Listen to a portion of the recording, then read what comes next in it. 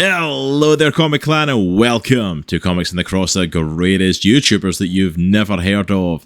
I, of course, am one of your hosts for today, Cross, and I am joined by TolkienAsian and LJthePaladin as we jump into our indie comic book club for the month. Sorry, this one's a little bit late for you all on Patreon. You should have been getting this a little bit early, but for YouTube, hopefully this is still coming out on time. Fingers crossed. We got a little caught up with this one, but I am glad. Yeah, July became insanely busy for us to get this, so we trying to get this in at the start of August so we can get it out. I am super excited because I missed last month's Indie Comic Book Club, and so this is officially my first Indie Comic Book Club back in almost 2 years since we started this, so I am super hyped to be back, super excited. First of all, fantastic job for yourselves and for Nitro. Thank you so much for taking over last month and doing Saga and going through the first volume of that to bring back the Indie Comic Book Club. You all did an amazing job on that. Even with the tech issues. Even though we couldn't hear LJ during the whole thing. I was so mad when I got done with that recording and I'm like... The worst thing is, it's like doing something like this. It's one of those things you just can't voice over and re-record stuff. Yeah. It's just I was like the meme where the dude just had the cigarette in his hand, like yeah. And it's like, because it's like that. What do you do? We've still got a lot of good content we want to put out. How do you edit this? I thought I did a solid job. You did. I was literally going to say that. I was like, fantastic job, LJ. You did an amazing job editing that together. You really did. I fumbled it, so I'm really did. That came across a really good episode, thanks to you. But we are back for our next Indie Comic Book Club, and as you can see on the screen right now, we are looking at Middlewest Book 1. This is Book 1 of 3. It's a 3-volume series from writer Skottie Young and artist Jorge Corona. And we decided to delve into this and get into this one for it. This is one that I really wanted to do because it's one that's been highly recommended to me by a lot of people. A lot of people highly regard this series and really big it up. You hear a lot of people talking great about it. I know Jared over at the Infinity Bros podcast talks amazing stuff about this book and says it is well worth delving into. So I'm like, this is one that we have to cover. This is one that we have to delve into. So thank you so much for joining me for this and getting into this book. Yeah, I'm stoked. So as we usually do to kick off this, what did you guys think? What were your initial thoughts of the book? What did you think getting through the first volume? I say don't all jump in at once. I know, I'm like go for it. Personally, I thought it was a really great story. In the middle of reading it, though, I was like, I'm thinking this might be for a younger audience. So I looked on Amazon. I think the recommended ages were like between 13 and 18. So I don't know how you guys felt about it, but I felt like it reminded me a lot of the Amulet series, not necessarily in the story, but in the aspect of it has super cool art, and it's this like big adventure story. Yeah, it definitely has that very young adult fantasy sort of vibe to it. I would definitely agree with that. Yeah, and so once I kind of understood that, because I'm the type of person, I don't like to know a lot going in. I like to kind of sleuth it out. Yeah, absolutely. So once I got into that mindset, I was like, okay, I'm jiving with this. I really like the characters. I don't know if you want to get into characters right away, but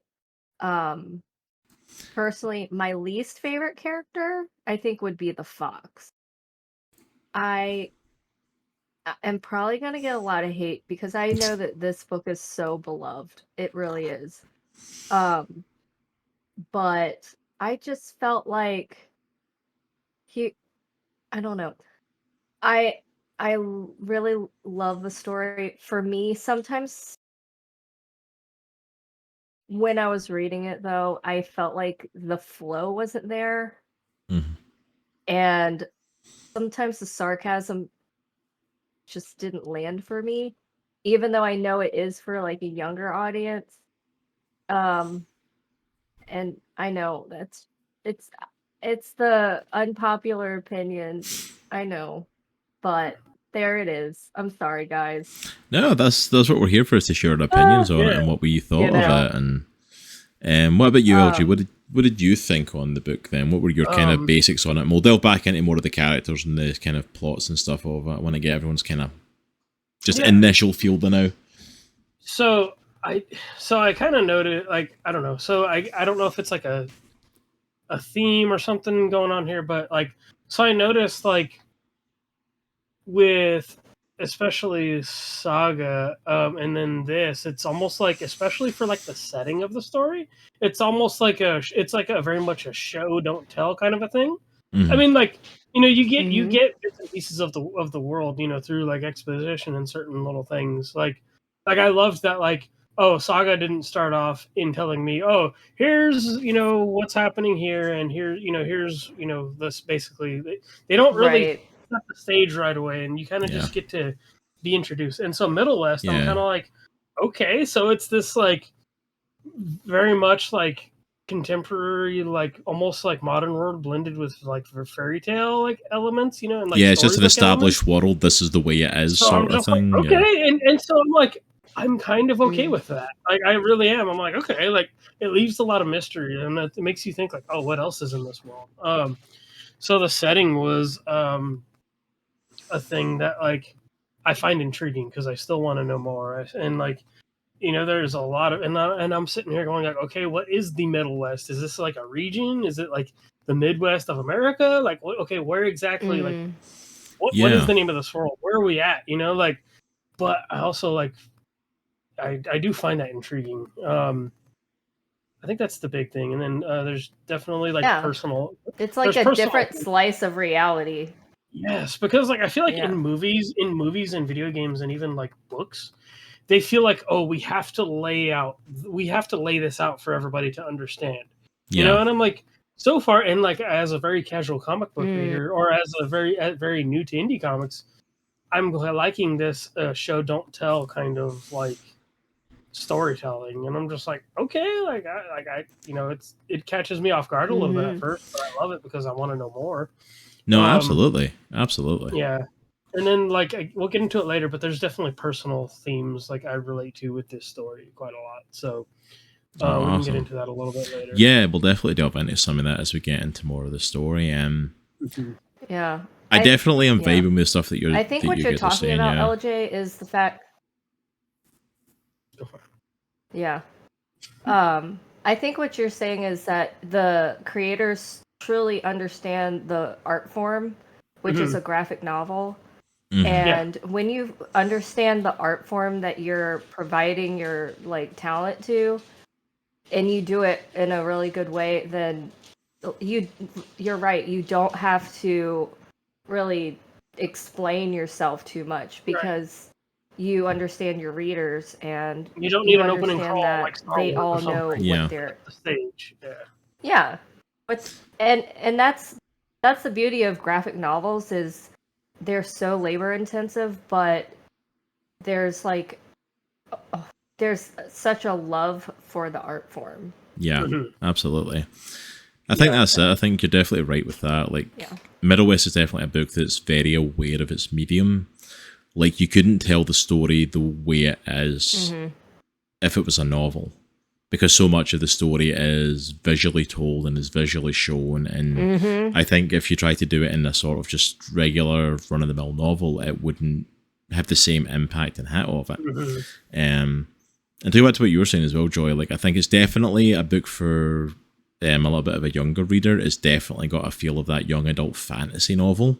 Not that that's a bad thing, not talking that down. There's tons of great young adult fantasy novels out there, but it definitely fits within that kind of bracket. There's definitely a scene or two that I'm like, oh yeah, this is totally like fantasy book vibe. Yeah, like even the age that Abel is set, like, so if you're thinking if this is more for an adult reader, I feel like Abel might be aged up a little bit.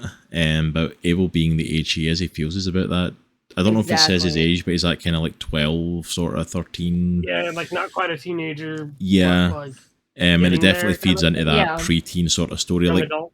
having just the first thing that springs to mind, that having dropped in Disney Plus a few months ago, was like Percy Jackson and stuff like that. And the Percy Jackson series of having like the preteen kid finding out this, you know, spectacular world is out there, is very much the young adult kind of fantasy trope in a sense. And it definitely goes into that.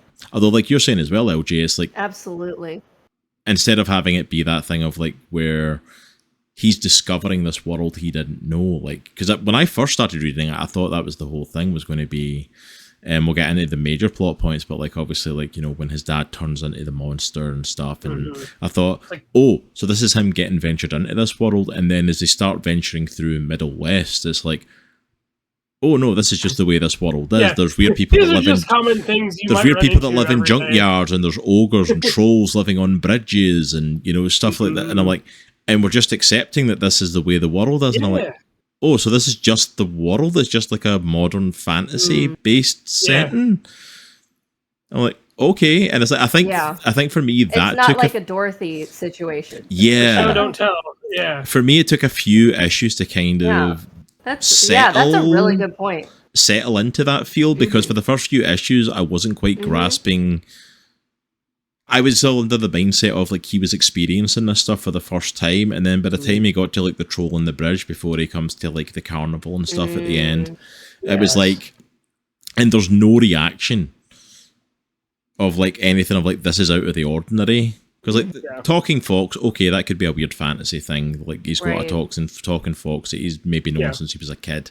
Dad is a monster, okay, I get pushing that to the side, but when you get to stuff like that, just in the everyday of like traveling during the story, it was like, okay, this is just the way this world is. Like, because it's so far removed from his homestead at this point. I'm like, okay, but once I kind of got that in my head, I'm like, okay, we're just going with the flow. And I'm always in two brains about that stuff, because it feels like it's a really good, okay, this is the world that is, and we'll learn as we go. But I'm also very much like, especially being a dungeon master and like having built my own world and stuff, I love the details of things and how things fit together and where the wider story is. And I'm kind of like you said, what is Middlewest? Is it a region? Is it a state? Is it an area of the country? Are we even in America? It's mentioning as if it's America. Are we in America, or is this like an alternate America, or is it somewhere else? Like, what's actually going I want to know on? what world I'm in or what I'm playing. It's like, oh no, like this is just how. And I'm like, I'm hoping we get a bit more of that in later volumes, that it'll kind of expand that, but that's just for me. That's my personal thing. Like, I'm the guy who, like, everybody came out watching, was it Cloverfield, and everybody loved that movie, and I hated it because I'm like, I don't know anything more leaving than I did going in. I know people died. That's it. You know, it's like I wanted more. Yeah, that's absolutely accurate. It's like it's that sort of feeling. I need more context. I love that movie, but that makes sense. But that is absolutely how my mind works for stuff. Like, I want the wider story, and I want, you know. But Middlewest does a great job, kind of without really delving into that. I've done a good job for those first 6 issues. I'm not going to lie, this is so hard to do right now, because like this is the first one I've done as a recording for Indie Comic Book Club and not as a live podcast. And I keep looking at this stream chat because it's an OBS sitting there, and I keep checking it instinctively to see who's putting in input on the conversation, and there's nobody because we're just recording. So that's going to take some getting used to. I never thought of that. That's funny. Yeah, because I've never done this as a recording. I've always done it as a live stream, so this is a brand new thing for me. We're YouTubers now. Yeah, actually doing YouTube stuff now, and I'm like, the thing I said we would never do. The thing I said, like, yeah, we're Twitch guys, we're never going to go into the YouTube stuff, and I'm like, here I'm making specific YouTube content. I'm like, okay, I gave in. But yeah, you did. But before as well, I wanted to kind of give the little anecdote. I was kind of saying it before stream, and I said I wanted to wait before, like, let me hit record so I can get this in the podcast, and before we delve into the story.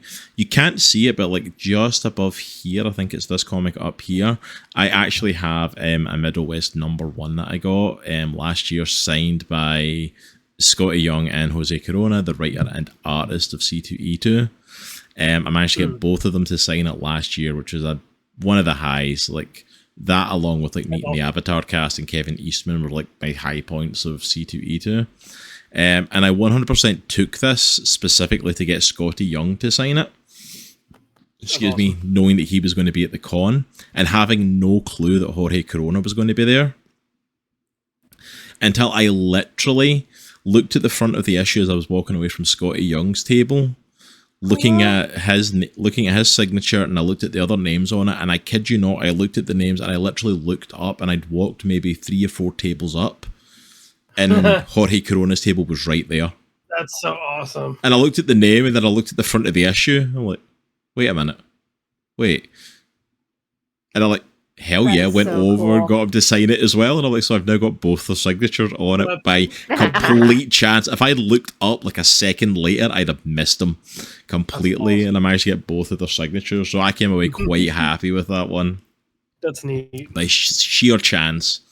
And I love stuff like that at cons. I'm like, oh, you're here. Fantastic. But yeah, that's my little anecdote, and that's me just throwing in stuff for the cons simply because it was recently San Diego Comic-Con, and I'm feeling like con envy like so badly. You have that personal connection with it, like even though like you said you hadn't read it yet. Yeah. You said you hadn't read it yet at the time, right? Yeah, I hadn't read it. I picked it up because I was looking for something for Skottie Young to sign. I was trying to find something, and most of the stuff online to buy for him, like to get, like I was trying to order something off eBay, and most of his stuff is like his baby variants for Marvel.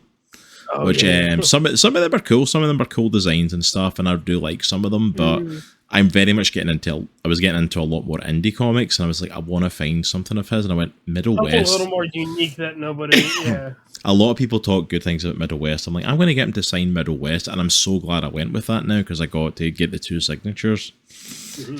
So yeah, and that's me just reminiscing because of my con envy, because I want to go to San Diego Comic-Con, and then I couldn't because I don't have money.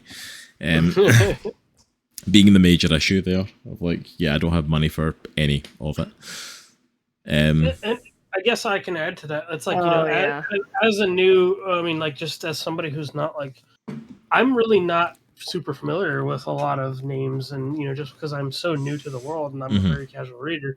So that's kind of like I kind of said this last time. Like that's why I wanted to do this with y'all, so I can learn who some of these people are, and you know, and not that people don't recognize them for their work, but comics are, comics are in an interesting space these days, and so I'm just like, no, you know what, like, I love art, and I'm getting into art, and I'm getting into the space. Like I've always casually enjoyed them, so it's like, and I think going to cons is like learning, and learning who people are who create these things is like.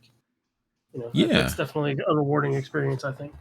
Absolutely, and I think that's it as well. I think that's an okay place to be, and I think that's part of the reason why we started doing like the Indie Comic Book Club in the first place. Is in the comic book world, there's such a fixation on Marvel and DC. Yes. And don't get me wrong, they are kings. Like nobody's indie numbers can touch them. From that by doing this stuff, so I'm like, nobody's indie numbers can touch Marvel and DC. They will forever be kings for quite some time, especially with the movie worlds and everything now. But excuse me, it is dry as anything in this office. But like the Indie Comic Book Club, the reason we started that was I was inspired by One Geek 411's book club.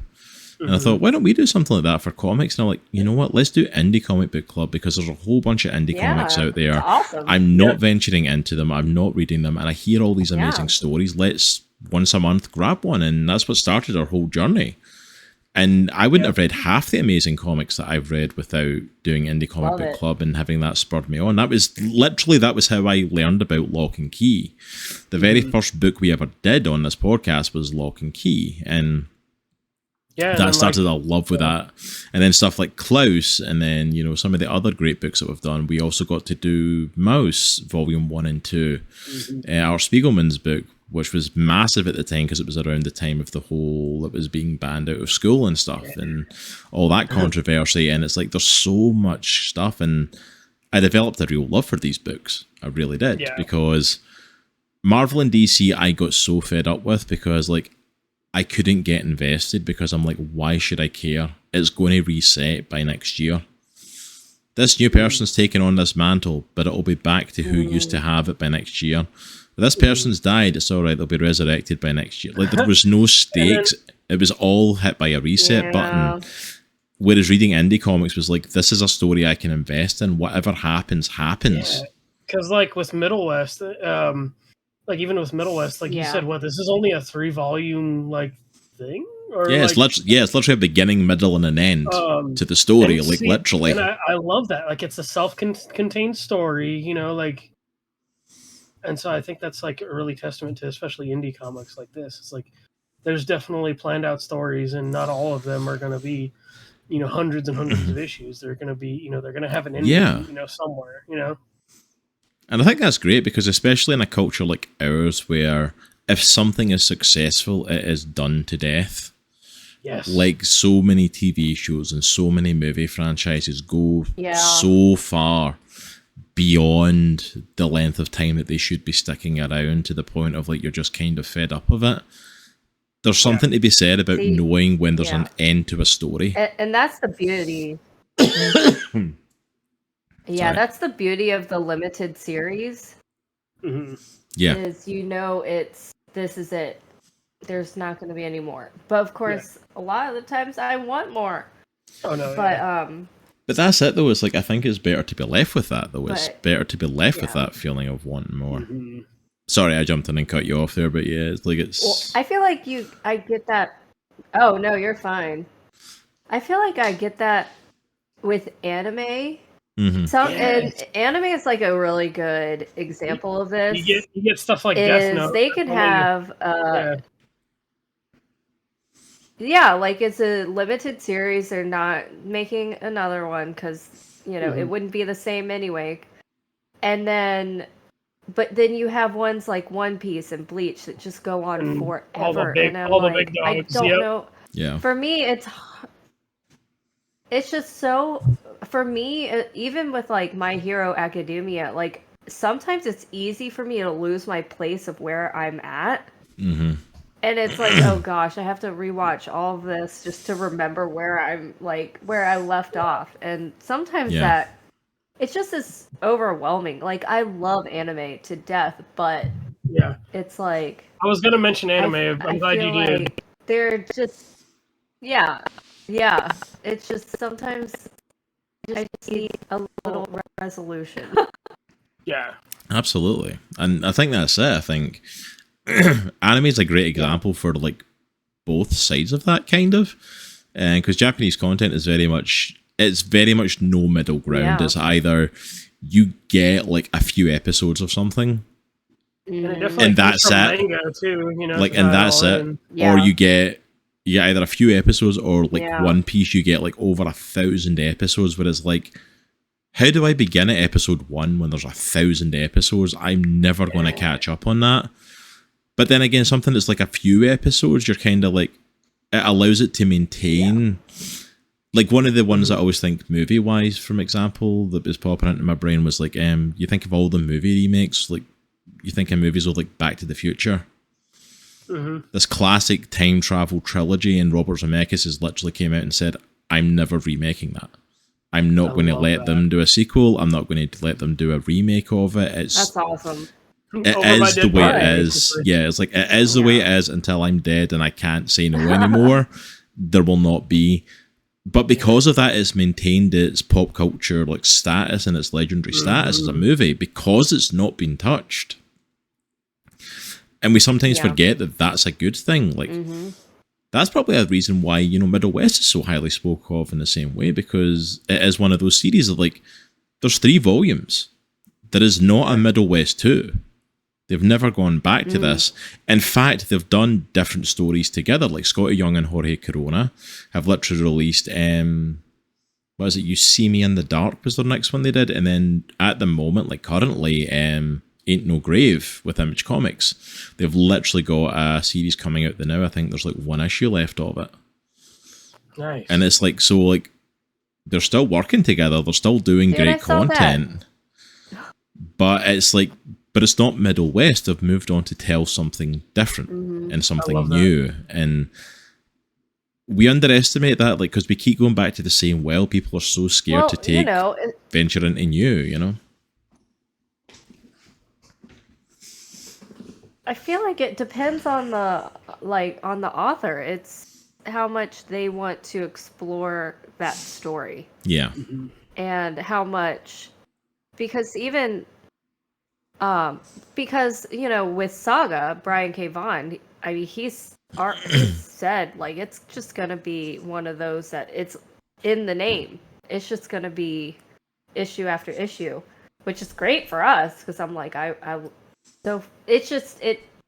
But that is something that he had premeditated in the beginning, I'm assuming. Yeah, so I assume he's got the same mentality. I don't know specifically. I've not seen him say anything about it, but I assume he's got a similar mentality of like what Robert Kirkman had with The Walking Dead. That in his head, he's got an idea of this is how Saga ends. I don't know. He's probably like, I don't think we're at it yet, but I know when it ends, this is how we're ending it. And this is how it's going to come to an end. He's probably got an end in mind, I would imagine, for something that's spanning this far. Because Robert Kirkman said that for years about The Walking Dead. He said, like, the story's still ongoing. He says, but when it's time for it to end, I know how to end it. You know? That's awesome. So I imagine it's the same for something like Saga. They could be yeah. I mean, and and that's another reason why I love these indie comic book reviews is because these guys have worked so hard on these stories, and this art form is so hard to get out because it's so niche that it's really a labor of love. It really is. Even if you know all the right people, you can get your books out and you don't have to worry about any of that like stuff. It's still so much work just to take the idea and then to manifest it into an actual book. So I think that it's great. It's great that these guys and these women are just killing it, trying to bring these stories to the world, and I thoroughly enjoy reading them. Oh yeah, absolutely. Absolutely. One thing that was very apparent in the beginning of the book is the theme of anger. Yeah. And I think that anger might be why so many people connect to these books, because so many of us deal with this issue with either within ourselves or within the people around us. Yeah, I kind of feel the need as we dive into this. Feel about that? As we dive into the story, I kind of want to do just a little for anyone watching on YouTube and whatever, is a little bit of a trigger warning for this. Oh yeah. There are high levels of talking about anger, child abuse, physical and verbal and mental, taking place. There's so much, like the whole premise of the book is surrounded by that. That's how we start. This book kicks off with that. For sure. Yeah, so like I want to just before we delve into the story, like I highly recommend if you are able to read content like that and it's not something that triggers you, I highly recommend go pick up Middlewest. Sadly, that's where I connect a lot with this. If you're not able to delve into a story with that stuff, then it's okay to bow out. We don't mind. Thank you for coming and checking out the video this far. I hope you enjoyed our rant for the first part of it, but we get it. It's okay to bow out at this point because this topic's going to come up for the next 6 issues of discussion. Yeah, absolutely. But yeah, like I think you're right, Joy, that like we start off in the beginning, it's anger. That whole first issue, you feel the anger coming off the page as Abel, who's our main character, who's the kid that you see on screen there, with his dad who's behind him. We've got the front cover up on the screen for them. Abel is our ride-along character. He's our follow-along. He's the guy that we're with throughout the whole story. Yeah. And you almost just feel the weight of this burden that he's carrying. You feel the weight of dealing with this. His mom is out the picture at the very beginning. We don't know what's happened. We don't know why she's not there. It goes into that a little bit later on, but right off the bat, we have no idea. We just know it's him and his dad. They live in a trailer. They don't have a lot of money. And his dad feels like the stereotypical drunken, angry father with the dead-end job sort of stereotype almost. It evolves beyond that, which I really is one thing I do love about this book. It starts with that stereotype, but it doesn't stay there. It evolves to tell more about the characters as it goes. But yeah, we start off like right in the midst of that. So yeah, if you've got that trigger warning, that's why I say like we are right in the midst of it right away. You're right in the middle of an abusive relationship at the beginning. What did you guys think of this first issue as well? What did you guys think of like Abel, his situation, his relationship with his dad, the meeting of his friend who is his travel companion for it, the fox, the talking fox, which there's no explanation for, fantasy world in full swing right off the bat. Nope.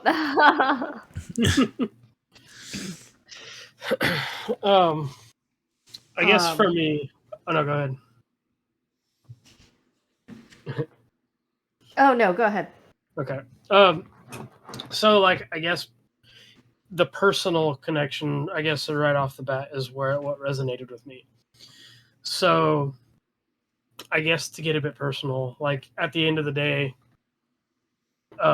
you know, like I still, you know, like I still love my dad. You know, my dad passed away in 2012 from issues I won't get into right now, from some heavy stuff. But I will say, like, you know, he was a verbally abusive person, and it was one of his character defects, and probably definitely a generational character defect. You know, like it was just something that, you know, that's just kind of how he was, you know, and so it's just a lot of, you know, like that caused a lot of problems and things like that, and just, you know,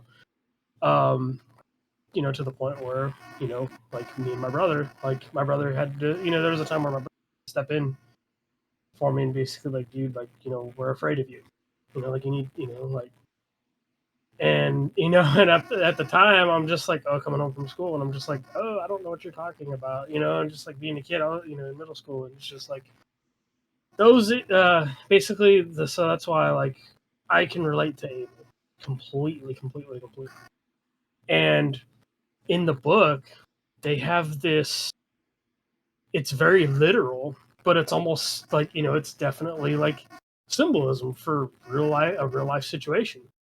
So it's like, I don't know, you know, if the creators of this book, if, you know, maybe they had some of that growing up too. Maybe they felt a personal connection, so they wanted to tell this story because of that. I don't know. But it's just like, that's where I personally felt connected to that. So it's just like right off the bat. And then as the story goes further on, I thought it was really great. I mean, I don't know how far we're getting into, like, you know, other issues and stuff, but, you know, you get to see things that happen after, you know, this, you know, the things happen in this first issue, and, you know, see a little bit of, you know, his dad's perspective and things like that. And, you know, and looking for his son and stuff like that, which I can also definitely relate to because of a particular situation. So it's just like, and I guess that's where it's at, is I personally relate to this. I personally relate to all of it, like all of this that's happening in the book, in those first couple issues, for sure. So that's the thing that stuck with me. No, absolutely. Sorry to kind of like cut it a little bit there. I feel like I'm getting some sort of static coming through, and I have no idea what it is. Like, I don't know if it's... Yeah, it's like a... too. I think... It's probably my dumb microphone. Okay. It's like a buzzing noise. Yeah, it's like a buzzing coming through, and I'm like... I've been trying to figure out how to... Yeah. I've been trying to figure out how to fix that. Yeah, so that's another thing I'm dealing with. No worries. No worries. I just heard it coming through there, and I was like, I'm not... let y'all know it's definitely coming from me. Oh, okay. No worries. I just kind of like, because I'm like, if it's something I need to fix, I was kind of like, what is it? No, What's going on? I'm like, it's- okay, it's that's I've that's been trying fine. to We can figure it out. definitely work around it. That's absolutely fine. But I'm just kind of like, I want to address it before It's we an go audio on. nightmare, though. I know. No worries, man. No worries. I trust me. We've dealt with worse. We've dealt with worse audio I stuff. thought I so. fixed it. I guess not. So It seems to be fine now. It seems to be okay just now. So we'll just every now and then it probably goes off a little we'll bit. play it by ear, and Yeah. if it pops up, it pops up. As long as we can still hear us, then Oh, yeah. we'll make it work. Yeah. But yeah, that definitely adds a whole new element to the book for you. Then I would say, LJ, obviously, because you've kind of got that. You know, like I can't look at the book and see that Thanks for personal sharing. relationship that's- and connection. I don't have that in my past. I don't have that relationship with my dad. It's abusive in anything. So that's a really interesting perspective to bring it from. And honestly, thank you for sharing it. You didn't have to go into that, but thank you for sharing it as part of it. We really appreciate it. Yeah, no, it's just like I wondered like what like like maybe if the creators of this book maybe like had dealt with some of that in their past too. Yeah. And so that's just like it just that's where my mind went as I was going through this, because it's like I've definitely dealt with like all that in the past, to where there's a lot of stuff I've been through where I'm totally like comfortable talking about, and then other people are just like, dang, so I'm just like I just hope that like my it's interesting because like maybe their experience, they wanted to kind of help others, or maybe show others like that this kind of situation or this kind of thing, they're probably not the only ones who went through this kind of thing. And so just me sharing that, I'm like, maybe somebody else out there listening to this has gone through some similar things. So that's why I was glad you placed the like warning there, because I was like, I might get a little personal. Yeah, So, this is Yeah. this definitely brings up those conversations and those topics. And we do see a lot of that for the get-go. We see a lot of it through the book as it goes. I'll say this: you're probably not going to find much of that in like a Marvel or DC comic. Not that those don't have personal stories, but again, just a testament to why I think. But yeah, like Middlewest feels like it's coming from a very real place when it talks about this stuff, which is like I've never been through that. I've never had that experience with my dad, like I said. But like reading it, I felt like what Abel was going through was real. It didn't feel like a fake forced scenario. Like I could feel the emotion that he was going through. Yeah. I'm kind of in two ways on what way to go with the conversation here. Is to stick with issue 1 and talk about the fact that his dad essentially turns into a giant wind monster with lightning coming out of him, or to go with the fact of looking a bit more into the dad and some of his story that comes up. So I think we'll stick with issue 1 and we'll just kind of take it piece by piece. Because like the whole first issue, the whole story in the first issue is basically we get a little clip at the start of Abel like facing off with a wind monster, a storm, with a face that you see on the front cover there if you're watching us. We have no context to what that is to begin with, and then the whole first issue is basically his dad is pissed at him. He's late getting up for his paper route for like the first time in forever. I think it's like the second time ever, he says. And he's running late, and his dad basically berates him for this. Yeah. And it's like, instead of like, you made a mistake, come on, let's get this done. It's like he just rips into this kid. To the point of like Abel goes and does some of his route, and then just kind of his friends are going to do something and he just gives up and goes with them. Because it's like, he's 12. He's going to do stuff like that as part and parcel of it. Like he's acting like a 12-year-old. Like you're treating me like crap. The paper route's pretty much done anyway. Like I'm getting abuse for having done my job for so many years. Like screw you. Yeah. But then his dad finds out what happens. His dad has to come and like pick him up because they get caught shoplifting. And his dad then erupts into this massive storm monster. Like literally. Like he turns into this creature. And again, like part of the fantasy setting we were talking about, there is no context for this. Even by the end of the first volume, there is no real context as to why his dad turns into this. He just does. Yeah. like, and you start to wonder, like, because we find out, spoilers for later issues, that Abel does the same thing.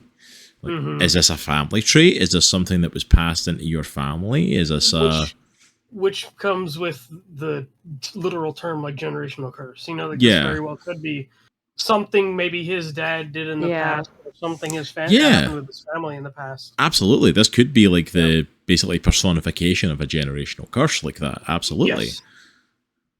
Yeah, and they both have similar markings on them. Yeah, they're like the almost like And we heart haven't with the figured swirl out on what the those chest. markings are all about yet. Yeah, because we meet some of the characters Yeah. later who like analyze them and like try and study them, and like we don't know what these mean. Yeah. But there's some symbol that's like you see it more on Abel's chest later. His is like in the center of his chest glowing. And then his father, I think, is like issue 2. His body is like covered in markings. Yeah, and it's almost the markings like increase. It looks like, because I think Abel just started with like the one symbol, right? And then it started like expanding. Yeah. His dad looks like he's got like tribal tattoos all over his body from like the amount of markings he's got. It reminds me of Moana. Yeah, kind of. Yeah. Yeah, it's almost like you earn the tattoos, kind of like what Maui does. Like you earn them through stuff that's happened. Like, but again, it's like a curse. It's like. Mm-hmm. Yeah, it's like it's a Exactly. really It's not a good intriguing thing. thing. Like I'm assuming, like when we get into volume 2 or volume 3, we'll find out where this. Like you kind of said, LJ, it's almost like a generational curse. So I'm assuming in one of the next volumes we'll kind of find the source of it, because there's already people trying to help Abel understand it. Yeah. So I assume we'll kind of get to the core of what caused it in the later volumes. But yeah, like he turns into this monster and Abel freaking runs. Yeah. He hops a train with the fox and they take off and get out of there, and that starts his journey. Because this monster destroys their whole like trailer park just outside of town that they live in. Yeah. Like completely decimates it.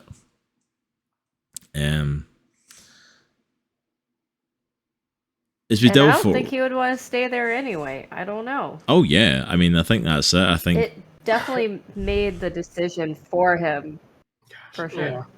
Oh yeah, I mean, he takes off and like there is no inkling of going back. Like he's like, no, I'm gone. I'm going to wander now.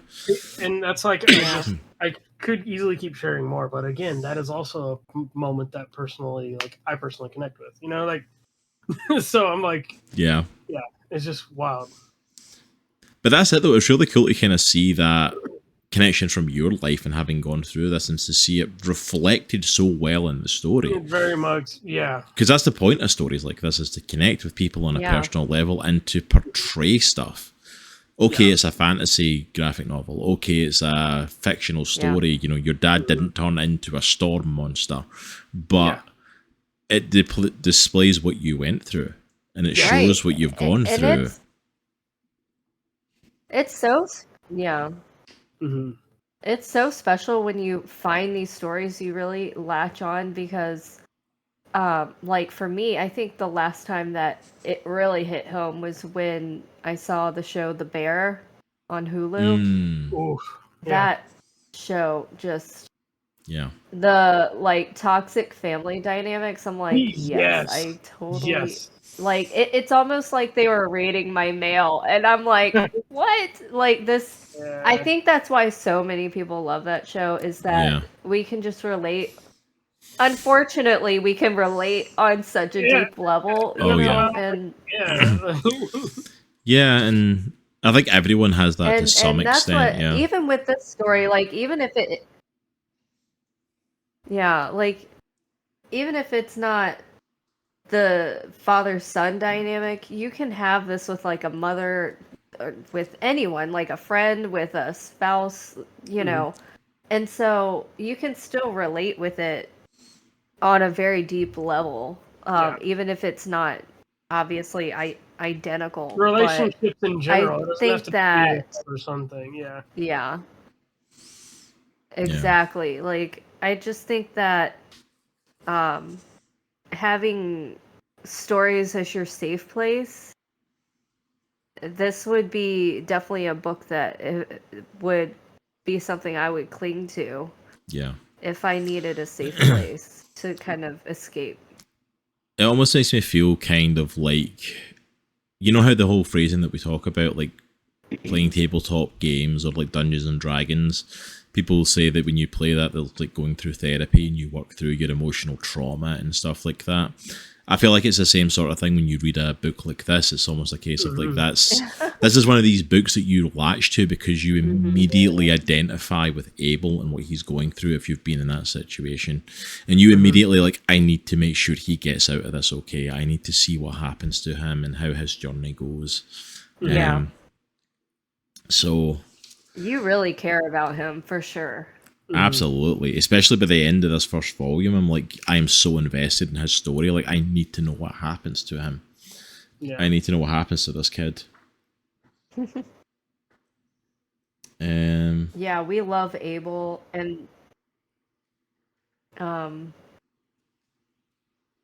did you guys feel, if you don't mind me kind of expanding, how did you guys feel about the bike scene? Because for me, it was like, I can understand what triggered the father. And if you want me to explain the bike scene, I can. But I thought we can explain it a little bit. Yeah, and I thought it was yeah. Yeah, it's because that was the other scene I was thinking of going to. Like, I was talking about the father being a monster, and it's like, well, it also kind of humanizes the dad as well later on, which I found is a really interesting, which you don't get from a lot of stories, because it's just a case of like, oh, he's an abusive monster, and I'm like, no, this actually really humanized the dad and really made you look at him in a bit of a different light. So yeah, by all means, like, explain it and the scene, and yeah, go for it.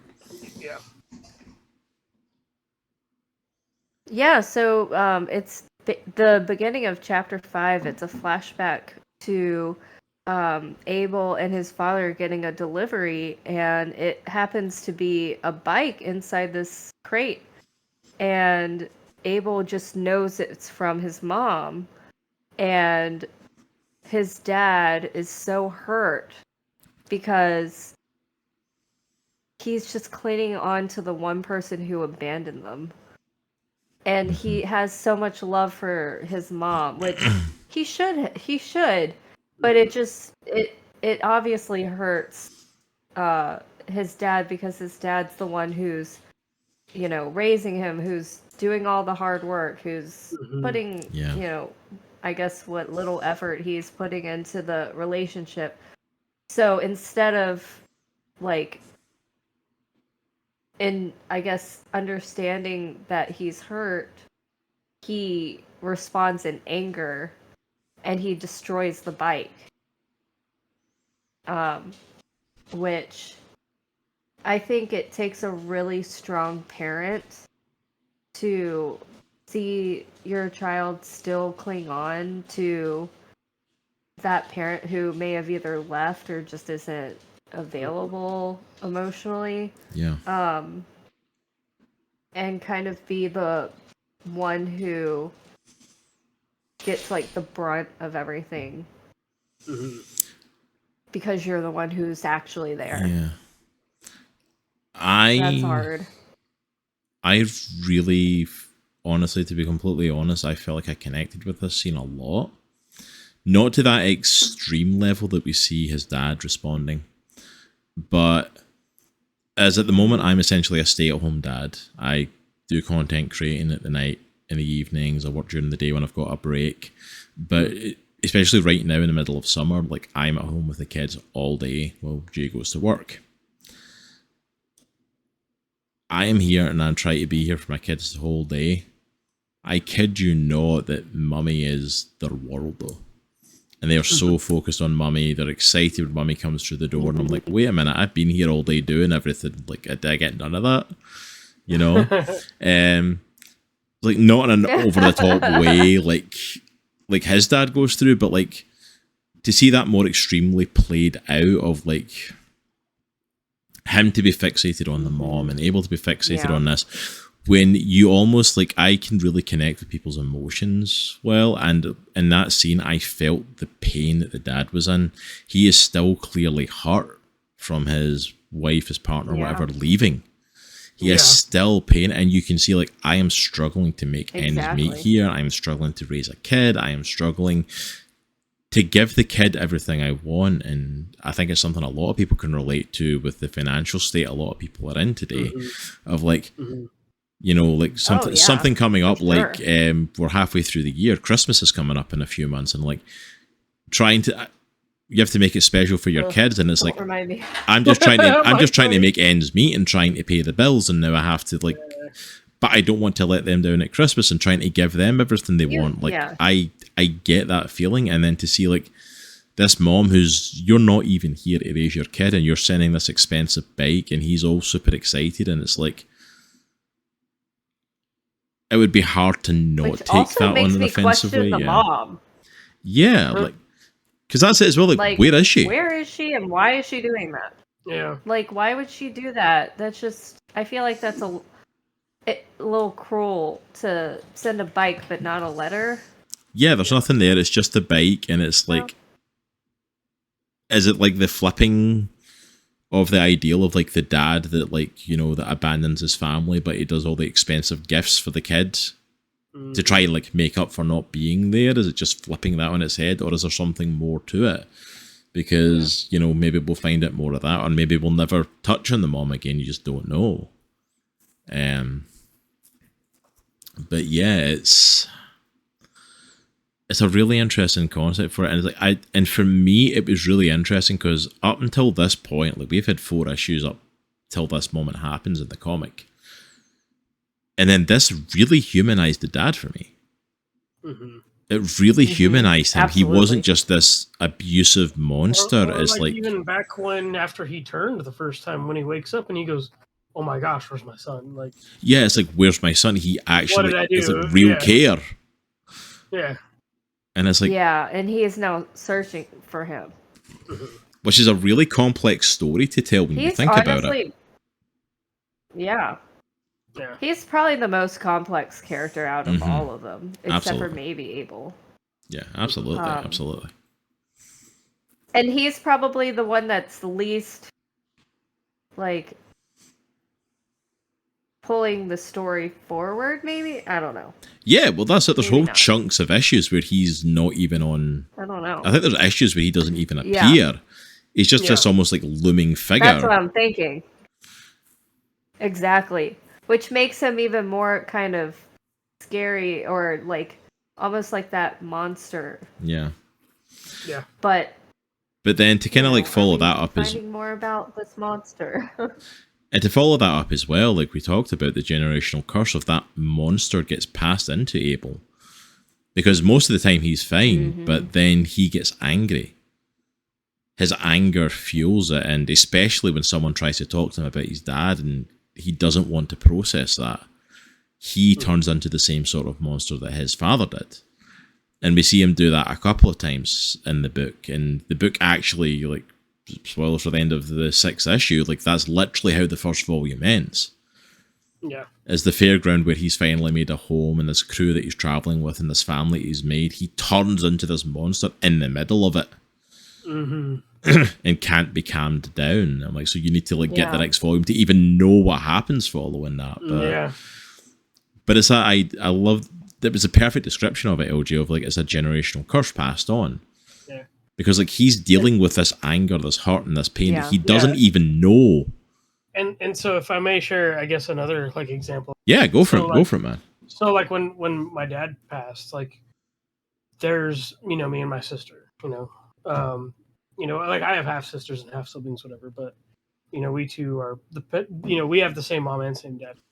So in my situation, I was in a different place in my life, and I was able to actually, you know, I feel like I had already kind of broken those curses by this time, but she still there was a lot of things that she still hadn't dealt with, and to this day, like I'd say she definitely carries on some of those generational curses and those family traits that, like, over my years, I've learned to recognize those and know when, like, oh yeah, like that's not a good way to be, or that's not, you know, like I can't be thinking like that kind of a thing. But then like for my sister, there's still, she still has these ways that like I recognize that were in my dad, you know, and like seeing her bring kids into this, like this next generation and stuff like that. I'm just like, and it's interesting to see different perspectives, to see how different people handled that. And so it's like for Abel, he doesn't even really know this is a curse yet, and like, so it's just interesting. I just look at it from a perspective where, at least for me, like, I understood that there was some things I had to deal with, and there were some, and so I did. Yeah. And so, Well, Abel is in a place where he doesn't really know yet. He's still figuring that out, like, so it's just like, I guess I look at it from that perspective. Yeah. I feel like one of the hardest things for us as people to reconcile sometimes is that we are half our mom and half our dad, for better or for worse, depending on like what type of people they are. Yeah. And I think that's why they, like, when you like a kid going through a divorce, you don't want to talk badly about your spouse. Yes, is because they're going to internalize that into thinking about themselves. Oh, that means, well, like, that's my dad, then that means I must. I'm nodding like my head that. because, And again, that's I like know the, exactly what you're talking about. Yeah. Yeah. Yeah, it's like, well, then, yeah, exactly. And it's like, and I say just, all this, like, not, like, I know, like, I'm probably not going to have very much family at all in this, but like, it's just for audience too. Like, I'm not sitting here talking bad about my family. I'm just sitting here saying, like, oh yeah, we all got issues, like, there's things that, Oh yeah, absolutely. and we've all been through some things, so it's just like, yeah, I just feel like I had to say, but just to connect the threads there, and to elaborate on the generational curse. Yeah, absolutely. Yeah. I think that's it. I think We all have it. Yeah, like you said, we all deal with that stuff. We've all got stuff, and kind of like what you were saying, Joy, like, for better or worse, we are like part of our mom and part of our dad, and like you can see traits of them that come up in you and things that you've learned as you've grown up and you've raised. Like having young kids, like I look at them and I can see traits of myself portrayed in them in certain ways already, and oh yeah, and it's like, and you start to realize, like, like the biggest mirrors to it. Oh yeah, and it's like, and you start to like realize, like, wait, I do this, and this is because this happened, and that's because this has gone on with my parents and that, and it's like it has an effect on you, and we do carry burdens that they have passed on, and as much as we may try, we'll pass on burdens to our kids that they'll have to deal with, because we're not perfect people. And I think I think Middlewest is managing to straddle that really complicated subject of looking at the fact of, like, because very much in the culture today, it's a case of, if this person is an abuser, like, burn them at the stake, be done with them. Yeah. Rather than the realization of, like, there's no redemption. Because it's like, after that first issue, you could easily look at the dad as like this bad guy, and then 100%, yeah, 100%. But then they do also kind of look at, but then he also is this, they also kind of be like, oh, it's the looming storm coming, kind of a thing too. But it's like, you get to see those human moments and those moments, you get to see both sides of it, Yeah, like, absolutely. And I think that's it. I think it's a case of, like, it straddles that real great story of, we're following Abel's story, and he's our protagonist. We're following him in his journey 100%. But the dad isn't an out-and-out monster. He's done some monstrous things. He's done some horrible things, and he's even taken stuff out on his son, which, not making excuses for that. That's not an okay thing to do. That's in no way okay to do. But it humanizes the dad in a way to show this came from somewhere. Something happened in him that sent him on this path. And is he responding and reacting in the best way? No. But he's not irredeemable. There's a chance for redemption, because the whole journey for him in the book is he's trying to find his son. And honestly, legitimately wants to make sure he's okay. And I'm really intrigued to see where this relationship with him goes in the next couple of volumes and how that's played out. Because in my head, I'm wondering, is he going to be the only one that can actually help Abel deal with this? Because he's the one that passed it on to him, this generational curse. So, like, is he the only one that can help him? Because we see it with Abel, and I kind of want to get away from the dad and Abel in a little minute and start going to some of the other characters. But one of the great things we see with Abel's story is he doesn't deal with what's happened to him. He just pushes it down. Yeah. But we see that then coming back up later as he makes friends and different things, and he starts to look happy and talks about traveling with the fair and stuff like that. Mm-hmm. The very last issue, the volume, he is so happy and he is so settled and he is so in place there. He's so excited to be around people who actually care about him and love him. And the whole point of him being there is to work off a debt. And then he's like, can I just stay? I love it here. But that doesn't take away the trauma. He still has to deal with the trauma. Yep. And I'm like, wow, if that's not a powerful mental health message. Yeah.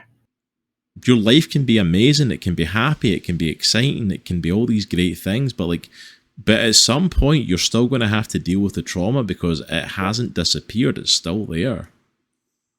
Mm-hmm. And I'm like, whoa, that's a powerful story. Something that I'm experiencing.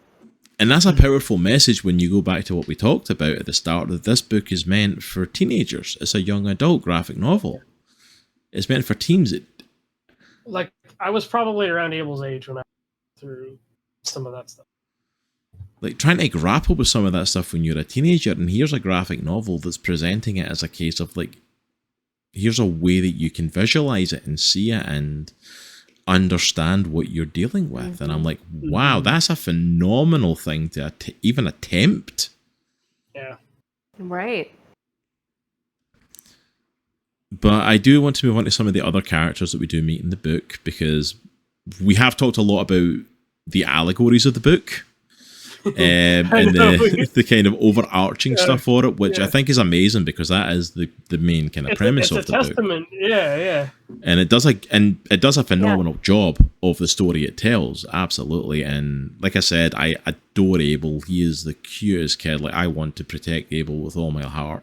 I want to defend him so badly. But he also has a bunch of other people that he interacts with on the way. So I want to talk about some of the characters, some of the other stuff he ends up doing. Some of them we get briefly. Some of them is stuff that he ends up, like, this is the next part of the story. But I want to just get your thoughts on some of the characters. The first one we kind of talked a little bit before we started recording tonight. What did you guys think of the fox? He's Abel's companion throughout this whole thing. And he's there. He's not really there to be support. Like, he defends Abel later, but he's also kind of doing his own thing at the start. He's not super helpful sometimes. Yeah. He's super sarcastic, for sure. Like, if it was... He kind of reminds me of... No, on you go. Like... Yeah. Even like, just reading parts of it, I was like, man, this reminds me of Book of Astra. Like, big time. Because... You know, I have Atreyu, and that he has Fox. Just makes sense. No, absolutely. It definitely has vibes of that.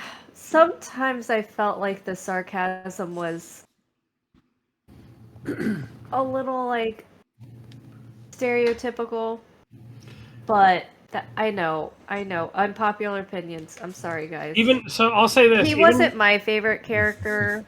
Even before, like, Deadpool and all that stuff in recent popularity, I almost pictured, like, somebody like Ryan Reynolds voicing him, you know? Just some of this, you know, like, just because that's the type of, like... Oh, that would be awesome. Just because that's the type of character Ryan Reynolds, like, which they even throw jabs about that in all the interviews, like, you know, That's most of the character that he plays, like, even in Detective Pikachu, you know? So I just kind of pictured that. I literally was thinking that when you were saying Ryan Reynolds, and I was like, this fox is essentially the equivalent of Detective Pikachu in that movie. Yeah. But he then, really is. He's kind of there doing his own thing. He's not technically super helpful, but he kind of helps. Yeah, so, and it's one of those things where it's like, I feel like the fox is, like, trying to be cool or something, and, like, trying to, like, you know, like, not to help or not to care. But I feel like he does, you know, as much as he tries not to. Interesting. Here's a question for you all. Do you think the fox, as we've established, this is a set fantasy world. There's fantasy stuff that's not out of And if it wasn't, if it was this stuff that was kind of like underlying the real world, and we didn't know about it, I would honestly already be on this track of thinking. But do you think the fox is actually just a talking fox? Or do you think it's something more? Because it almost follows Abel around, like a kind of sarcastic, almost like guardian angel almost archetype, like keeping an eye on him, watching over him. It makes me think of, it's weird because it's a fox companion, but the immediate thing I thought of in my head was, I don't know if you all have ever played the game Little Misfortune. It's a game where it's like a little girl who's been guided through a game by a narrator, and he keeps trying to guide her away from the fox that's like trying to help her out, and then like the fox is actually trying to help her, and the narrator's the one that's not on the up and up. That sounds awesome. And it really made me think about that. Of like, I feel like the fox is more than just a fox.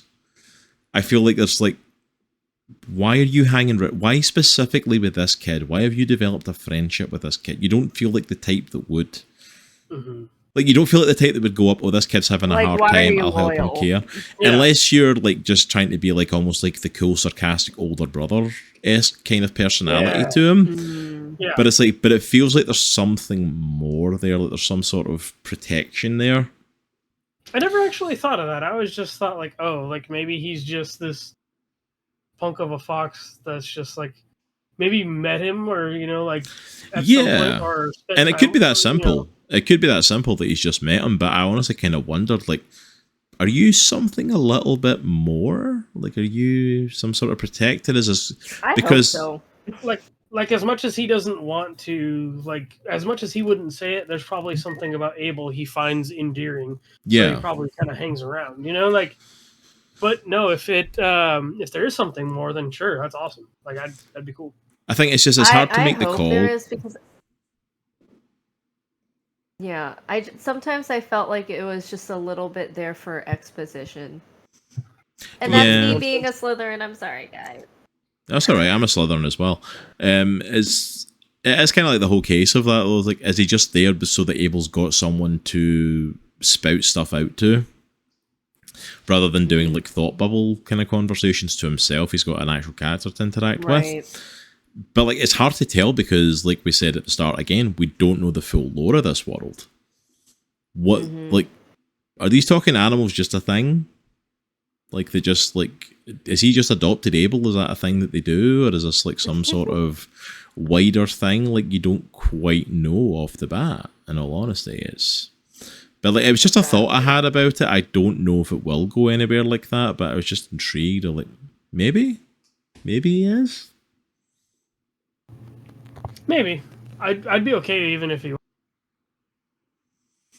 Yeah. But we obviously get the fox throughout pretty much the whole story, and I think he's going to be our ride along with Abel for the whole 3 volumes. We meet some other interesting characters, though. The first ones I want to mention, I want to make sure I get their names right, are first we meet Jebediah, the old guy who lives in the forest, this old hermit that lives in essentially a junkyard. I love his introduction, for sure. And then there's also Magdalena, if I'm saying her name correctly, who Jebediah guides Abel to. Maggie. We'll go with Maggie. That's a lot easier to say. The Jebediah kind of guides Abel to, and then we find out later on it's actually his sister. They're actually brother and sister. That's cool. Which is like, okay, wasn't expecting that, but what did we think of Jebediah and then Maggie, who obviously plays a much bigger kind of part? Jebediah really did seem like just like the homeless dude that lives in the woods. Like, he kind of is. Yeah, I felt like there wasn't much more to him than that. Like, I feel like there's more he knows is going on now that we know he's related to Maggie, but he didn't really do much else in the story. It was just kind of like, you're just this weirdo that collects things. Yeah. Like, and so I feel like they kind of they did a thing which I thought was pretty creative. It's like when you get introduced to him, you're like, oh, this is probably going to be his mentor or the person he sticks with, you know. But then it's like, oh no. Like, no, he's really not. And maybe in the future, maybe he does. But I mean, like, you know, obviously he's found his home. You know, Abel has found his home. So I just think it's interesting that, like, Maggie is probably going to be way more of a mentor than I would have believed out of Jeb. You know, I thought like, oh, okay, cool. Like this is the guy he's going to stick around with, and this is the person who's going to help. And it's like, no, not quite. And I'm like, okay. Yeah, they take him in a totally different direction. Yeah, because it looks like at first, because he saves him on the train. That's like his whole introduction thing, and it's like it doesn't go that way. But then we think Jeb's kind of out the story until the very end of the last issue. Yeah, when Dale, Abel's father, comes across him, and we're like, "Oh, are you going to be his guide? Yeah. This is a twist that I wasn't expecting. Are you now guiding him through the wilderness?" Like, okay, yeah.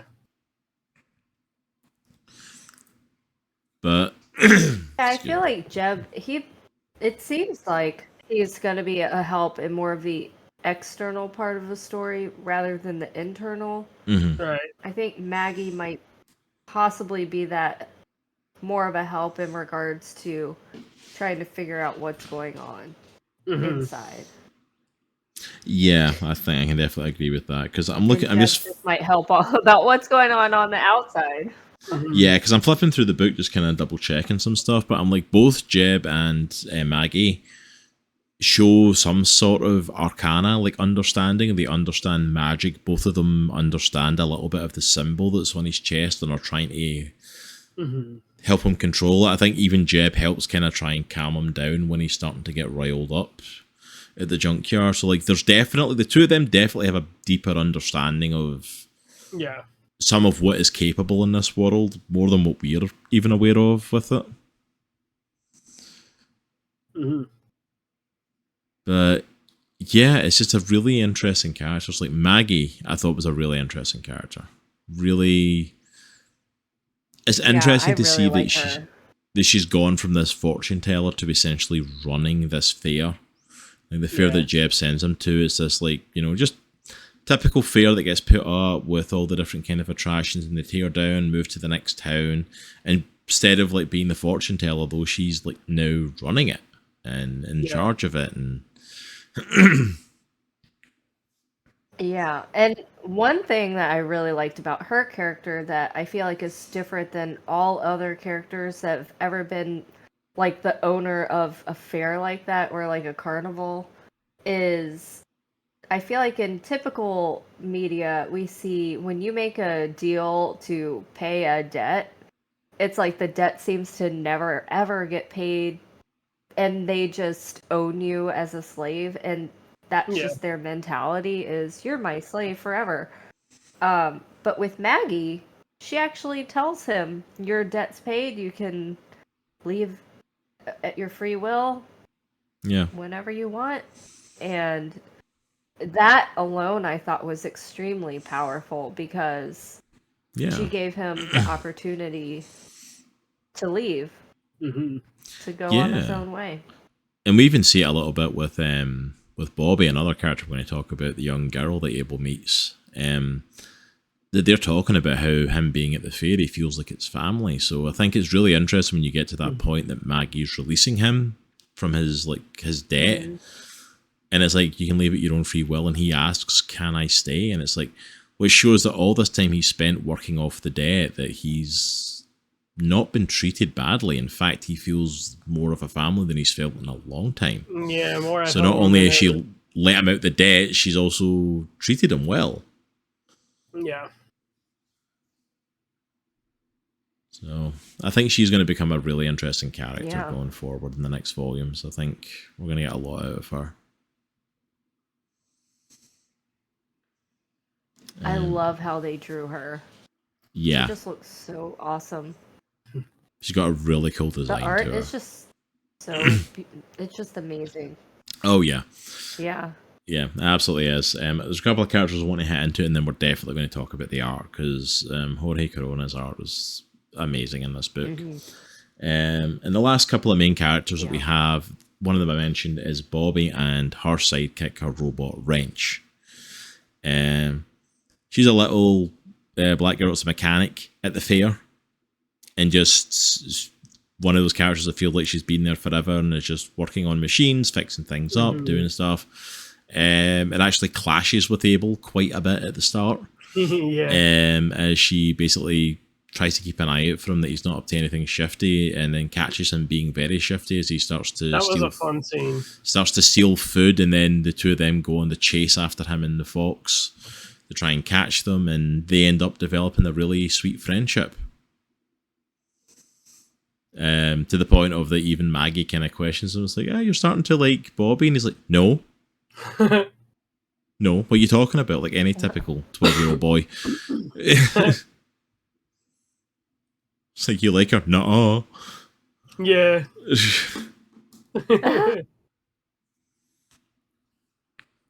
But what did we think of Bobby and Wrench? What did we think of those he's two? not her type. Apparently not. They're a fun duo. Yeah. I think they're really cool. I like Wrench. Like that first conversation he and the fox have with each other when they're like outside. That's a great pairing of almost like the sidekicks talking to each Yes. other, and it's like so. They're so different personalities, but it's awesome. Yeah. I like conversation for sure. So he's like, "Well, why don't you sleep inside?" And he's like, "Well, maybe it's like a human. I don't know." Because he's like, they're like, "Why are you outside?" You know, like it was just a fun interaction. Yeah, it was really well done. It was really well done. Mm-hmm. I do have to say, like, before we delve into the art of it, like, just to speak of the writing perspective and the characters, like, I did absolutely adore this book.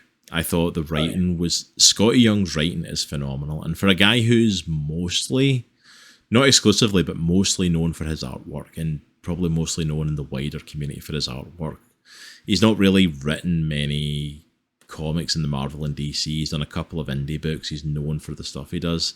This is a really well put together story. Mm-hmm. It's a really good story. Like you said, like we've talked about, we spent the whole first half of this talking about the imagery and how it reflects on abuse and mental health and all this sort of perspective and generational curses, and it's so beautifully written, and the characters feel so real. Yeah. Like there's nobody that you look at and go like, I really am clicking with that character. It's like, no, each of them feels like they play a part in some way, and if they don't, it's like there's something more to you that we don't quite know yet. Like we talked about with the fox, I'm like, it's like, yeah, you're seeming a bit off and sarcastic, but I feel like there's a reason you're like that as well. Like everything's feels like it's got its place. Mm-hmm. Before we delve into the art, what do you guys think of the writing for? What did you think of the overall story? We've kind of talked about it in bits and pieces, but kind of wrap up thoughts on the writing of it. Really well done. I mean, obviously, like I feel like we definitely like have talked about it so much. I think it's a testament. I think everything we've talked about just goes to show like how good the writing is, because it's just my theory, but I believe there's probably a lot of personal trauma. I mean, I don't know, but I just feel like somebody's speaking from experience here, like, and I don't really don't know, but it's just it's really well done. I think what is great is he's layering just your typical. I don't even know if it's an adventure story necessarily, because he's not like on a quest per se. I mean, he is, but he's not. It's not like one where you're going to Mordor, like you have a destination from location to location. It's basically, this story could have been very one note had he not layered the relationships properly. Had he not made these characters so compelling to and the way that he released information about them to the point where you want to learn more and you want to pick up the next volume. I can be very nitpicky because that's who I am. But overall, I think it was phenomenal, and writing a graphic novel is not easy, but also writing one that so many people connect with and that you respect the art form, it's really beautiful. Yeah. No, absolutely. Absolutely. All right. I want to delve into the amazing art in this book as well, and talk about that because, like you said, we've talked about the story in depth and in massive ways, but the artwork in this book it's just gorgeous. It's Jorge Corona done an amazing job in this, and I want to just shout out as well. Where is it?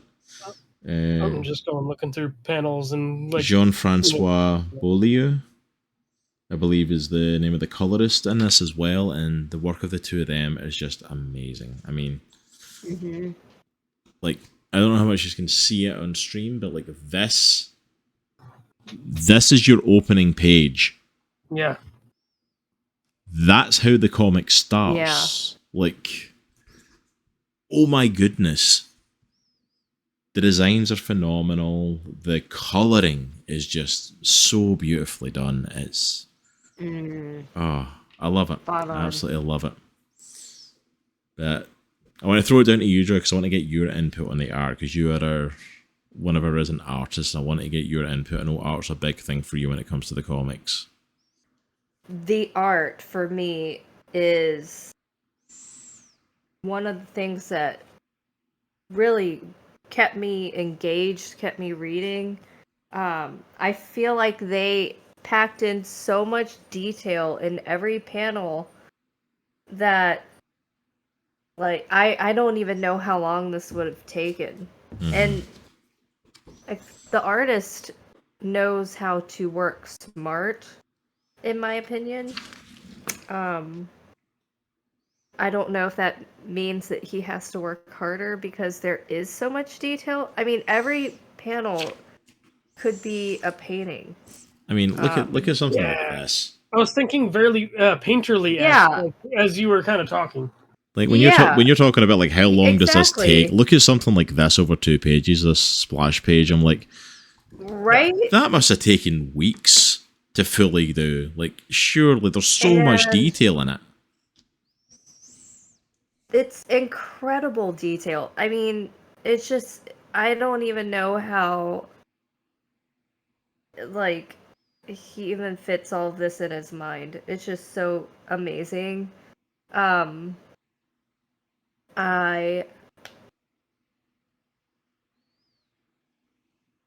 love the way that he created the characters.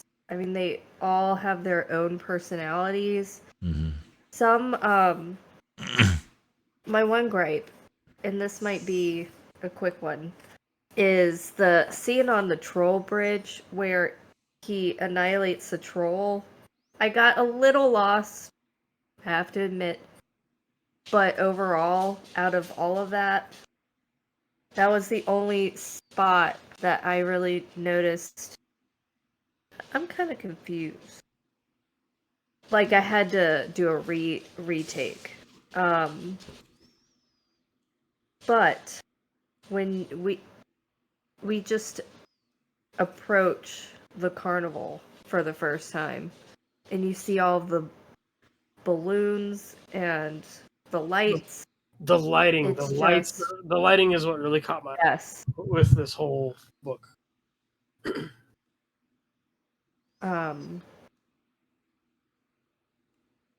I feel like the artist really gives you a lot to engage with. You could literally just stare at pages for, like, I don't want to say hours, but I mean, you could just take it all in. Yeah. There's a lot to look at. It's one not to rush through, in my opinion. No, absolutely. There's so much in it. Like Jorge Corona, I can only imagine how long this took him to draw most of this stuff. Like we said, like it's so packed, and then the coloring in it is just absolutely stunning. It's so beautifully done. LJ, you anything to add on top of that as well? He knows when to throw away a detail and when to keep it. Oh yeah. Yeah. I like the exaggerated look of everything, like, you know, from the characters to parts of the environment. like when the junkyard and the carnival are really high because, like you guys were saying, there's so much detail packed in those scenes. All these little things in the junkyard, all these little bits and pieces, and parts of the carnival are really fascinating. And like I said, the detail of the lighting for some reason is something that I got drawn to because of the carnival. And then I went back and kind of looked for other instances of, and then there's also like this flow of things like during the more action parts, and like it almost has this like jagged like flow to it, which I think is really cool. The line work is really neat. How like on sometimes around the characters and around parts of the environment, they get the really thick like lines that kind of just highlight some of that. I would say just because I read like this in Saga, I read on my phone so that way I could read like while I'm at work. I always make sure to whenever I get so it could be easy for me to get caught up in reading in the actual reading of it and the conversation of it, but I always make sure to at least as I go through it to zoom out, because I end up zooming in most of the time or whatever to read the conversation, but I always make it a point to like zoom out to certain parts so I can see everything that is going on. And because like I don't want to miss, like it's easy to have an imagination when you're reading stuff, but like with a comic book you want to see the whole thing because there's a reason that we're looking at these pages, and so I try not to miss anything, like because like I want to make sure I'm getting the whole page. I want to make sure I'm getting a whole like a good look at it instead of just instead of just focusing on the dialogue. And obviously there are those pages where you got the splashes and just things where things are moving, which I feel like could potentially get lost, especially if you're reading digital, because sometimes you may get a whole page or two that is just straight, like art, and I'm just like, yeah, and that simply just looks like a still image when you're reading digital. So, that's why this physical media is like very cool too. So, yeah, absolutely. So how do you feel that it translates? If for the reader who might only have time at work and wants to read something on the phone, how do you think? Do you feel like you can still get the same like experience, or do you think it's better with a book? I personally like I still might get the physical version of this, but I think there's something special about looking at the physical version. It's almost like, so I'm still a very physical movie collector. Yeah. And to me, putting a disc in my PlayStation or whatever I'm watching on is a much more special experience than finding a movie on a streaming service, because I'm like, oh no, I own this thing and I bought it for a reason, kind of a thing. Like, so I don't know. It's just something special about actually sitting there and opening the page, because like, it's easy for me to just like, go to the next page and then instantly go from panel to panel. But that's why I started taking the time to zoom out a little bit and seeing the page as a whole, because you may not really get a sense of that flow as you're reading on your phone or like as your tablet or something. So yeah, it's just like yeah, as a just like I always prefer physical anything over maybe other than video games, because I've gone mostly digital in that, but there's just something special about having it in your hands, like, Yeah, absolutely. I mean, it is convenient. I agree. It is convenient because I can go on the phone and I can instantly pick back up on the app like where I was, like right away. I do think there's something special about, like, I love mentioning this because like with Dick Tracy, like with because I'm I've been doing that with like Mad Cave Studios. What I did was I bought a subscription, so I'm reading those issues every time they come out, month to month. But I'm excited because I get that physical book in my hand. Like, they have this thing where you buy the subscription for it, but you're also paying for the physical book. So like at the end of the day, like, I'm excited and these issues feel like they're going through fast, but I feel like it's going to be special once I really get the book in my hand. So like, I specifically did my phone for the convenience. So, right. Yeah, that's where I'm at with that whole, I guess, topic. No, and that's it though. It's like it's an important thing, and that's such a big question now for a lot of things, but it has been for comics for a while. Of the difference between the physical and the digital, what's better, what do people enjoy more, and I think in the comic space there is definitely still that feel for the physical media. It's one of those few that still people enjoy the physical, and they want to get the single issues and the graphic novels and the trades. And I wish I could. So I don't really get a chance to go to, like, I know we may have one or two here, but I feel like it's very sparse. But I don't get a chance to go to my local comic shop at all, really. So like over the years, I've just bought physical collections on Amazon.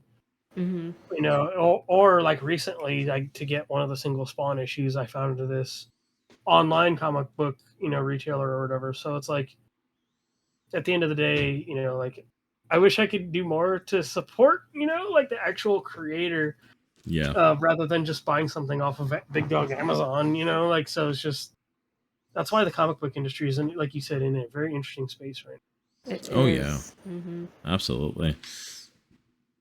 I mean, in a place where like so many other media is definitely going to that kind of that digital space. Sorry, like TV stations aren't doing as well compared to like streaming services, and I own more physical movies and physical comics than I do video games. I have maybe a few like modern video games, but like everything else is all physical. Yeah, see, that's the thing. I'm almost like completely opposite now. Like so much of my stuff is digital now. Like I can't remember the last time I properly bought a DVD or Blu-ray or anything. I just use streaming services just for the convenience.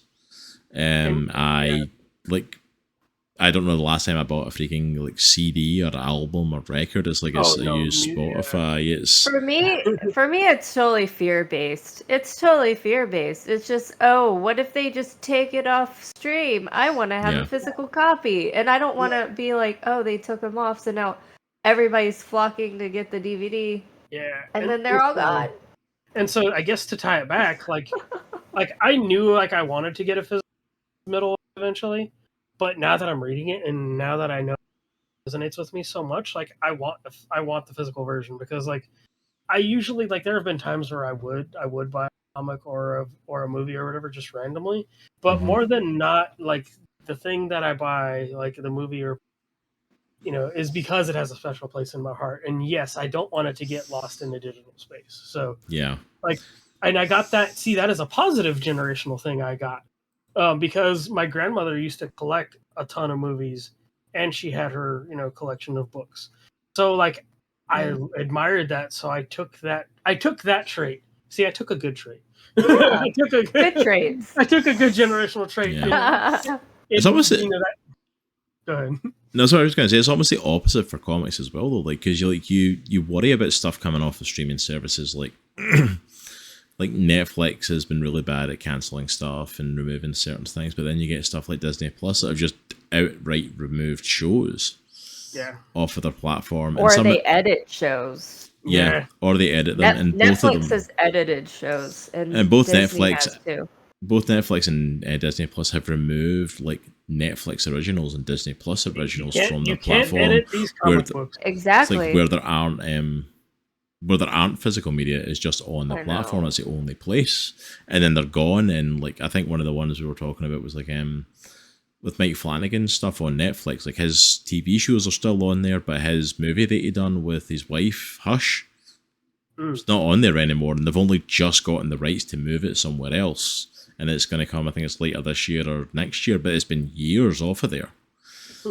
Same with Disney Plus. Wow. I watched the Disney Plus originals, and some of the shows are gone now that were brought out just for it. But yet comics don't seem to do that. Comics, like the digital space, seems to be the one safe place that happens. Like, if you buy stuff digitally, it's like they don't seem to like get rid of it, whether it's Comixology or Marvel Unlimited or whatever. It's like they seem to. Like video games get delisted all the time too. Like Activision, when they lost the Marvel license, a bunch of their stuff got delisted all of the digital platforms.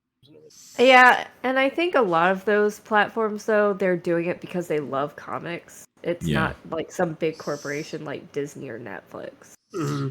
You know, so they have a true passion for this stuff. Yeah, it's just a really weird thing because like with the comic book industry, it seems to be a completely topsy-turvy from how everyone else handles. Everyone else is doing things. Yeah, It's like it's completely its own beast. Like the physical stuff's so different. Like I think the physical, I think it was it last year or something. I might be wrong in these stats, but I think it was last year. The comic book industry is the only like media sort of thing where the physical copy buying actually went up compared to all the rest. It went drastically down.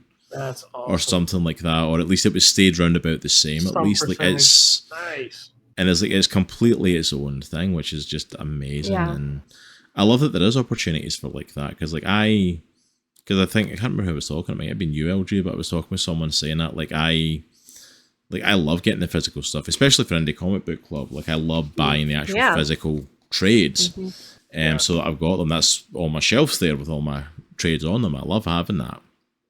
I think, But too, for with comics reviews, getting like the single issues, especially now that I'm reviewing them, getting the digital has become like a necessity almost because I like to do screen grabs.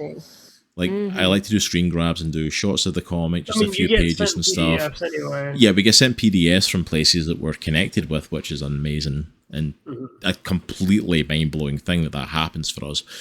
These actual comic companies send us review copies, but getting the digital copy, like it's great because it means I can actually put images of the comic on there and show like, hey, this is a page from the comic. This is what this looks like, and it just it makes that part of my job a lot easier. But there's also that part of me that's like, I still want to go to the comic book shop and buy it though. Yeah. No reason. It's going to sit in a long box. It's not going to do anything. It's not going to like. I'm not going to like sit and physically like read it over and over. But part of me still has that like, I really want to get it though.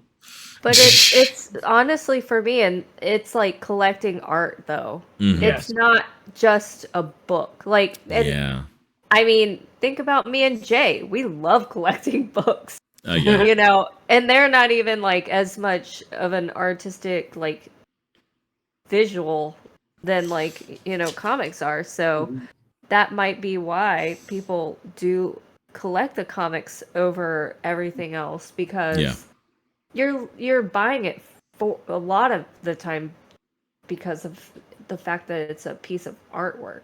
Yeah. No, absolutely. Versus just words. Not that there's anything wrong with just words, but you know. Yeah. No, but that's it's it. But it's a whole other thing. Like even just like this, I've got like single issues like literally hanging on my wall as artwork. Displayed in my office. Like it's not something you can typically do with a book, but comics, like the art is a part of it. It's such a visual medium. I don't even remember how we got on this topic. I'm not going to lie. Rabbit trail. We've been off on it for a while, and I'm kind of like, I don't even remember where we veered off on that one. We just went. It was when I was explaining. Yes. When I was talking about how I've been reading on my. You know, like, that was it. We got there, and it just we just wandered. We're in the middle of the woods now, and it's just as a thing. We're here. 2 times now.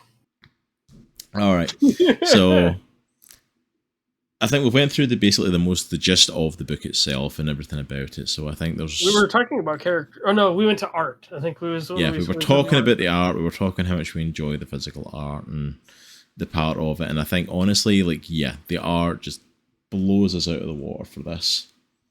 I think it's stunning. If you buy the book for no other reason, buy it for the artwork. It's absolutely. I mean, even like they for what you give you so much. Yeah, from what you all can see on the screen, I've got the front cover of the volume up on the screen, and that cover alone is stunning. Like the monster standing behind the dad and the son, and everyone in the background. Like it's like wow. It's like the cover has just as many layers as some of those panels do. Yeah. You can tell that this is a book that time and care has been put into. Like not just the story, but the art as well. There's so much care been put in, and I'm kind of glad that it's only 3 volumes because I'm like, I know if it's that short, they've probably taken that time and care, have a complete story, and put that much love and care into every one of the volumes. And so like, I just think it's phenomenal. honestly, I think that's most of the stuff I wanted to cover on talking about this. I think we've talked a lot, and wow, yeah, looking at the timer, we have talked a lot. Yeah. That's awesome. Is there anything else that you all wanted to cover? Anything else you wanted to say? Anything else we've missed? By all means, let's make sure we cover it. But yeah, I know I'm gonna read more for sure. Like, and see, I love how. So this is kind of we talked about this last time. Like, Joy, has such an attachment to Saga. Whereas like I'm like, okay, like I might read some more of this, but it's like this.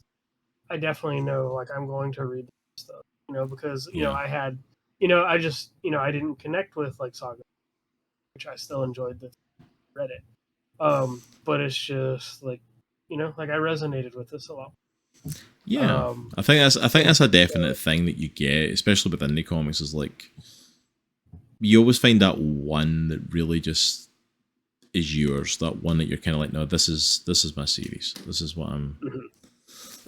Excuse me. Yeah. This is what I'm getting into. This is just spoke to me on a different level, and yeah. Like, this is one that I would, and it's short enough, or it's a short enough series to where I could point to somebody who doesn't really read comics and be like, this is a work of art. This isn't just superheroes punching each other in the face. Like this is a work of art. It tells a story. Not that those don't tell good stories too, but like this is a work of art, and there's something meaningful in here. Yeah. And like I said, I don't know what, whether the creators went through some of this stuff or not. I just know that like they told a good story here that I think people can connect with, not just me. And like even y'all, like as parents, had certain aspects to it that you connected to that like I necessarily don't. So it's just like I just love how there's different perspectives people can look at things, and like you're gonna find a way to connect with this book no matter what perspective. Like, but whether you're the father or whether you can connect with like the father more or whether you connect with Abel more, I just think like there's two sides of that, and I could almost recommend this to to a more casual comic book fan or somebody that maybe just loves a good story. Read this, Yeah, absolutely. Yeah. And then I think. No, on you go. Oh no, I was just thinking. I think overall we hit all of the points that I think resonated with me and really struck me. The good, the bad, the ugly. And I really do want to pick up the next one. Yeah. That's why I just got the straight complete volume because I'm like, oh, like it was a really good deal, like 20 something. Oh yeah, for $20 for the 3, like I would have. Yeah, so it was like all volumes in one. So it was like $23. So at the end of this indie comic book club for Middlewest, then can I safely assume that we all recommend this as one to definitely pick up and check out if you haven't already, and have a look at for yourself? Absolutely. Yes. And it is rated M, and it's probably because there is a little bit of cursing. Yeah, there is. There's a little bit of cursing to it. There's definitely cursing. Also the like abuse aspects between the father and the son. Some heavy topics, yeah. Yeah, there's some definitely heavy stuff in there, and I think maturity is a definitely good rating for it. But yeah, I think this is definitely covering a lot of stuff, and I think this is a definite book that you'll need to go and check out if you've not checked out Middlewest for yourself. I think all three of us highly recommend go and pick this one up. And even if you're on YouTube, I will go ahead and link down the Amazon page for it so you can go and check that out, or go check out your local comic book store, support them, and see if they've got it in stock. Most comic book stores carry Middlewest as a popular one. Yeah, you should find it anywhere, so if they're somewhere near, go check them out. But yeah, I think that's it for us for today. Thank you so much for watching us, and thank you for joining us here on YouTube. If you are enjoying the content here at Comics in the Cross, please make sure to go ahead and like and subscribe down below. It really does help us out. And if you want to get this content a little bit early, specifically our Indie Comic Book Club, we get it a whole month early over on our Patreon. with a whole bunch of other content exclusively over there, and early access to our reviews of all our channels and our Let's Talk Comics. You'll get the raw, uncut, unedited footage of those interviews over there as well. So anyone who is supporting us, thank you, and if you want to go check it out, we greatly appreciate it. And next month, I think what we're looking for Indie Comic Book Club is probably picking up Once in the Future, I think is what we're discussing right now. That can change between like month to month, 100%. It's changed about 15 times already, but right now I think we're going Once in the Future. So make sure to come back next month, join us for that one. Thank you so much to LJ and Joy for joining me today and joining this conversation. It's been a pleasure getting to do Indie Comic Book Club with you guys. This is my first time doing it with someone apart from Nitro. So thank you so much for joining us, and by all means, we'd love to have you all back for the next one as well and get us all in for that one if we can. But that's us for today. Thank you so much. Remember, it is a good week to be a geek, and we will see you all next time. Peace. Peace.